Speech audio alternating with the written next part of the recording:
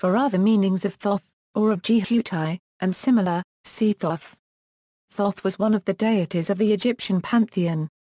In art, he was often depicted as a man with the head of an ibis or a baboon, animals sacred to him.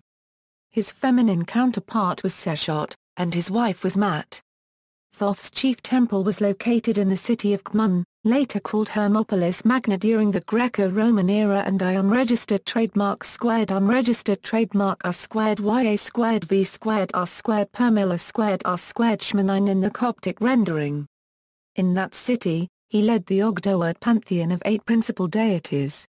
He also had numerous shrines within the cities of Abydos, Hesat, Erot, Parab, Riki, Tyre, Sep, Hat, Sekhet, Tamsis, Anshamutit, Ba, Amenheriab, and Tarkens.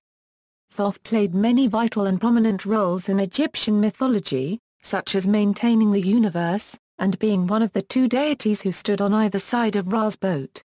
In the later history of ancient Egypt, Thoth became heavily associated with the arbitration of godly disputes, the arts of magic, the system of writing, the development of science, and the judgment of the dead. Name, etymology, the Egyptian of Aanwty is not fully known, but may be reconstructed as a Eanauta, based on the ancient Greek borrowing III, te degree ete degree th or ṭhoʊt, and the fact that it evolved into Saitic Coptic variously as ṭhoʊt, th, ṭhoʊt, thought, as well as Bohairic Coptic ṭhoʊt. The final Y may even have been pronounced as a consonant, not a vowel. However, many write ģiҳautiः, inserting the letter E automatically between consonants in Egyptian words, and writing W as U, as a convention of convenience for English speakers, not the transliteration employed by Egyptologists. According to Theodor Hopner, Thoth's Egyptian name written as Aanwty originated from Aanw, claimed to be the oldest known name for the ibis, although normally written as Hbj. The addition of ty denotes that he possessed the attributes of the ibis. Hence his name means he who is like the ibis. Further names and spellings, ģiҳautiः is sometimes alternatively rendered as ṭḥwty, ṭriūti, tʃ'iħautiः, zīḥautiः, teshu, or tatu. Thoth is the Greek version derived from the letters Aanwty. Not counting differences in spelling, Thoth had many names and titles, like other goddesses and gods.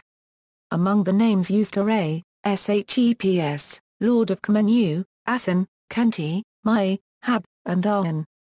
In addition, Thoth was also known by specific aspects of himself, for instance the moon god ģiҳautiः, representing the moon for the entire month. The Greeks related Thoth to their god Hermes due to his similar attributes and functions.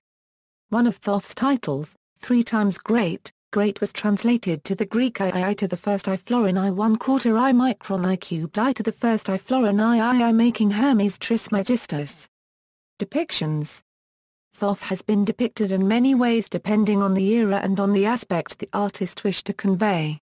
Usually, he is depicted in his human form with the head of an ibis. In this form, he can be represented as the reckoner of times and seasons by a headdress of the lunar disk sitting on top of a crescent moon resting on his head. When depicted as a form of shoe or anchor, he was depicted to be wearing the respective god's headdress. Sometimes he was also seen in art to be wearing the Atef crown or the united crowns of Upper and Lower Egypt. When not depicted in this common form, he sometimes takes the form of the ibis directly. He also appears as a dog-faced baboon or a man with the head of a baboon when he is Un, the god of equilibrium. In the form of ģiҳautiः he took a more human-looking form. These forms are all symbolic and are metaphors for Thoth's attributes. The Egyptians did not believe these gods actually looked like humans with animal heads. For example, Mat is often depicted with an ostrich feather, the feather of truth, on her head, or with a feather for a head. Attributes. Thoth's roles in Egyptian mythology were many. He served as a mediating power, especially between good and evil, making sure neither had a decisive victory over the other. He also served as scribe of the gods, credited with the invention of writing and alphabets themselves. In the underworld, Ṭoʊt, he appeared as an ape, An, the god of equilibrium, who reported when the scales weighing the deceased's heart against the feather, representing the principle of Mat, was exactly even. The ancient Egyptians regarded Thoth as one, self-begotten, and self-produced. He was the master of both physical and moral law, making proper use of Mat. He is credited with making the calculations for the establishment of the heavens, stars, earth, and everything in them. Compare this to how his feminine counterpart, Mat, was the force which maintained the universe.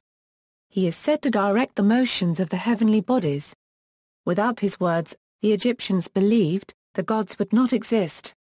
His power was unlimited in the underworld and rivaled that of Ra and Osiris. The Egyptians credited him as the author of all works of science, religion, philosophy, and magic. The Greeks further declared him the inventor of astronomy, astrology, the science of numbers, mathematics, geometry, land surveying, medicine, botany, theology, civilized government, the alphabet, reading, writing, and oratory. They further claimed he was the true author of every work of every branch of knowledge, human and divine. Mythology: Thoth has played a prominent role in many of the Egyptian myths. Displaying his role as arbitrator, he had overseen the 3 epic battles between good and evil. All 3 battles are fundamentally the same and belong to different periods.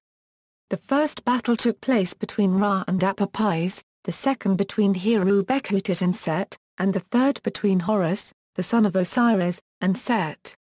In each instance, the former god represented order while the latter represented chaos. If one god was seriously injured, Thoth would heal them to prevent either from overtaking the other. Thoth was also prominent in the Osiris myth, being of great aid to Isis. After Isis gathered together the pieces of Osiris' dismembered body, he gave her the words to resurrect him so she could be impregnated and bring forth Horus. When Horus was slain, Thoth gave the magic to resurrect him as well. Thoth was the god who always speaks the words that fulfill the wishes of Ra. This mythology also credits him with the creation of the 365-day calendar. Originally, according to the myth, the year was only 360 days long and Nut was sterile during these days, unable to bear children. Thoth gambled with the moon for 1/72nd of its light, or 5 days, and won. During these 5 days, Nut gave birth to Kirua, Osiris, Set, Isis, and Nephthys. History: Thoth was originally a moon god. The moon not only provides light at night, allowing time to still be measured without the sun, but its phases and prominence gave it a significant importance in early astronomy. The cycles of the moon also organized much of Egyptian society's rituals and events, both civil and religious. Consequently, Thoth gradually became seen as a god of wisdom, magic, and the measurement and regulation of events and of time. He was thus said to be the secretary and counselor of the sun god Ra, and with Mat stood next to Ra on the nightly voyage across the sky. Thoth became credited by the ancient Egyptians as the inventor of writing, and was also considered to have been the scribe of the underworld. And the moon became occasionally considered a separate entity, now that Thoth had less association with it and more with wisdom. For this reason Thoth was universally worshipped by ancient Egyptian scribes. Many scribes had a painting or a picture of Thoth in their office. Likewise, one of the symbols for scribes was that of the ibis. In art, Thoth was usually depicted with the head of an ibis, possibly because the Egyptians saw curve of the ibis beak as a symbol of the crescent moon. Sometimes, he was depicted as a baboon holding up a crescent moon, as the baboon was seen as a nocturnal and intelligent creature. The association with baboons led to him occasionally being said to have as a consort Asanu, one of the baboons at the place of judgment in the underworld. On other occasions, Asanu was said to be Thoth himself. During the late period of Egyptian history, a cult of Thoth gained prominence, due to its main center, Khnum, also becoming the capital, and millions of dead ibis were mummified and buried in his honor. The rise of his cult also led to his cult seeking to adjust mythology to give Thoth a greater role. Thoth was inserted in many tales as the wise counselor and persuader, and his association with learning and measurement led him to be connected with Seshat, the earlier deification of wisdom, who was said to be his daughter, or variably his wife. Thoth's qualities also led to him being identified by the Greeks with their closest matching god Hermes, with whom Thoth was eventually combined as Hermes Trismegistus, also leading to the Greeks naming Thoth's cult center as Hermopolis, meaning city of Hermes. It is also considered that Thoth was the scribe of the gods rather than a messenger. Anubis was viewed as the messenger of the gods, as he traveled in and out of the underworld and presented himself to the gods and to humans. It is more widely accepted that Thoth was a record keeper, not a divine messenger. In the papyrus of Ani copy of the Egyptian Book of the Dead, the scribe proclaims, "I am thy writing pallet, O Thoth, and I have brought unto thee thine ink jar. I am not of those who work iniquity in their secret places. Let not evil happen unto me."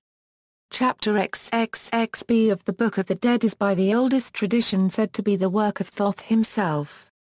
There was also an Egyptian pharaoh of the 16th dynasty of Egypt named Djehuti after him, and who reigned for 3 years.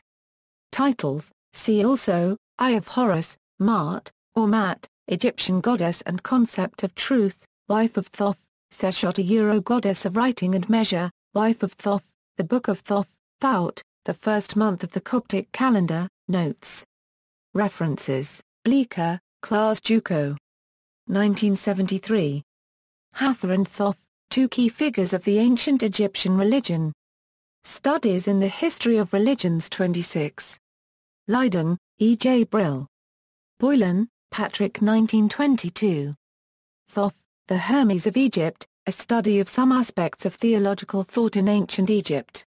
London, Oxford University Press, Budge, E. A. Wallace. Egyptian Religion. Kessinger Publishing, 1900. Budge, E. A. Wallace. The Gods of the Egyptians Volume 1 of 2. New York, Dover Publications, 1969. Trzlav Arena 1/2 1948. Thoth as Creator of Languages. Journal of Egyptian Archaeology 34 121 Euro 122. Collier, Mark and Manley, Bill. How to Read Egyptian Hieroglyphs, Revised Edition.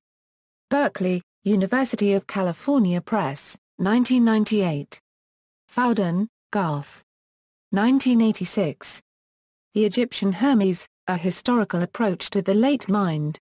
Cambridge and New York, Cambridge University Press, ISBN 0-691-02498-7. The Book of Thoth, by Alistair Crowley. Reprinted by Samuel Weiser, Incorporated 1969, first paperback edition, 1974, external links.